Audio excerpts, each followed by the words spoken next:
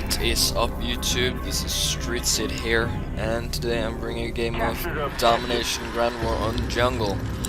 And as you can see, I'm using the M16 silenced with an unfinished emblem on the side.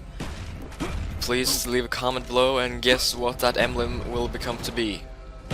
Unless you're some of my friends watching this video, because you will probably know what it is if you've played with it. So, but anyway, moving on. As you can see, I'm using the M16 as I already said. And with me and the M16 there's like kind of a love-hate relationship. In some games I like it, in some games I don't. Some matches I do, in some matches I don't. And the reason for that is because using the M16 you can't really play too offensively. Because in close quarters you will be dominated by any other assault rifle or SMG, so you either have to come from behind without them knowing, which of course I'm using Ghost and Silencer, which will help me with doing that. You know, I don't really do that too much this game. Or you have to at least play defensively, which I do. But the important thing to remember is playing defensively and camp is two different things. In my opinion, you can say that playing defensively would be like semi-camping, and then I get a pretty nice napalm strike. And just getting a little sidetracked about napalm strike, the napalm strike is extremely useful, especially in Ground War. If you're comparing it to the airstrike in the previous games, don't. The napalm is way better. First of all, the blast radius of the explosions are a lot wider, so the explosion radius is a lot bigger, wider. I don't know exactly how to say that. And it leaves a trail of flames, which, even though you might not know, many people are stupid enough to either go in there, or they don't realize how far the flames can actually hurt you. But anyway, moving back to what I was talking about. Camping and playing defensively. Also, or in my opinion, playing defensively kind of semi-camping. You don't necessarily camp like a small area, but you move around and then stay there for a few seconds, and then you move to another spot, stay there for a few seconds, and go on like that. I wouldn't say that's camping, because you don't sit in one place. So you're kind of semi-camping, you're moving around. Still, you're not. So that's how I look at playing defensively. And that's why I kinda don't really like the M16 that much. Of course I like it, I love using it, but that makes me not want to use it too much, because in my opinion, using M16 you're kinda stuck with that kind of gameplay. You have to play it that way, in my opinion.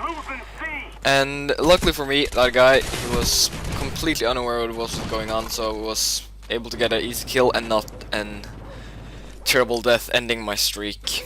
But anyway, as I was saying, in my opinion, using the M16 you're kind of stuck with the playing defensively or camping gameplay. And I don't like camping. I don't think it's fun. Even sometimes semi-camping to me become a little too boring, which is why you see me moving around a lot. But still, I have to make sure that I most of the time have cover, that I have the upper hand. Because the M16 is a burst weapon, which means, of course, it means 3 fire shots consecutively. And instead of all other weapons, except of course the snipers, or the snipers who are either bolt action or semi-automatic, and the FAL, and the M14, which is also semi-automatic. And just in case you didn't know what semi-automatic is, which you should know, because it says on the weapon, is that you have to push the button, or the trigger, every time you shoot. But anyway, moving back to the M16. This spot here is a pretty good spot for the M16. As you see, I move here sometimes, because you have that little sandbag for cover, and because you can just lay down to prone, and you have a pretty good overview over everything that's going on this side of the map, and you have a pretty good view of the hill, which is kind of a vantage point for other players. But from that place, you can easily take them out. And right now one of my teammates got a Blackbird, which made so I could see exactly where to land my airstrike, which reminds me of one thing.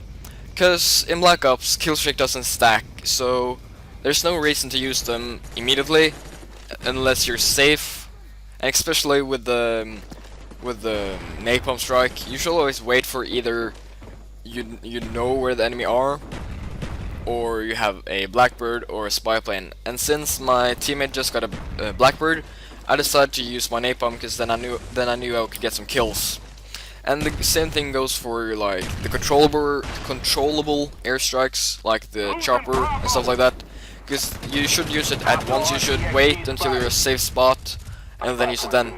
And here I do a pretty big mistake. It doesn't affect the game too much, but still, I hear that that B is getting taken, and instead of immediately doing what I'm doing now to run towards it, of course B was luckily B wasn't taken because my team took care of it. But what I should have done, I should have, instead of standing where I was standing by the barrels, trying to double YY no scope people. Of course, if it was a ladder there, I would have of course done a ladder shot 360, but it wasn't a ladder. But I really shouldn't have done that at all, because that could have made that we lost B, but luckily we didn't.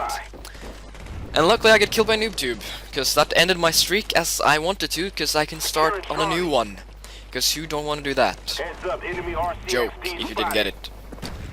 And now, because I'm safe, or I died, but still I'm safe, I use my chopper gunner. And usually I would have sped through the chopper gunner, but the opposing team is rather smart, so they shoot down my chopper gunner rather quickly. Luckily, I get to pick up a couple easy kills before I get brutally shot down. But going back to the M16, talking about attachments, the attachments I found the most useful is dual mags, silencer, and red dot. The red dot, of course, give you better precision. Of course, you don't get better precision, but because it's a red dot, you can easier see your target, and there's not too much around, like the iron sights covering up different points. So, and the silencer, of course, gives you so the enemy doesn't see where you are. The thing is, with the silencer, you lose power, or of course, you lose the damage it does over a longer area. The damage will drop faster or earlier.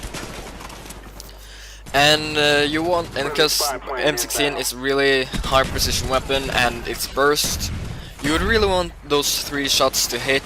Those 3 shots could be crucial. And so I usually don't use that too much. And then it's dual mags. Dual mags, of course, give you extra ammo, even though in my opinion that's not too useful with M16, because it's a burst weapon, so you have more control over your ammo compared to a fully automatic weapon. So my attachment of choice is either the dual mags, silencer, or red dot, ending with usually dual mags. So, and as you can also see, I've done some color correction, or if you can see. So please tell me in the comments what you think about that, and remember to say what the emblem is, what you think the emblem is. So my ending score was 35-3, with my friend Ceronix with 72-7. I hope you liked the video.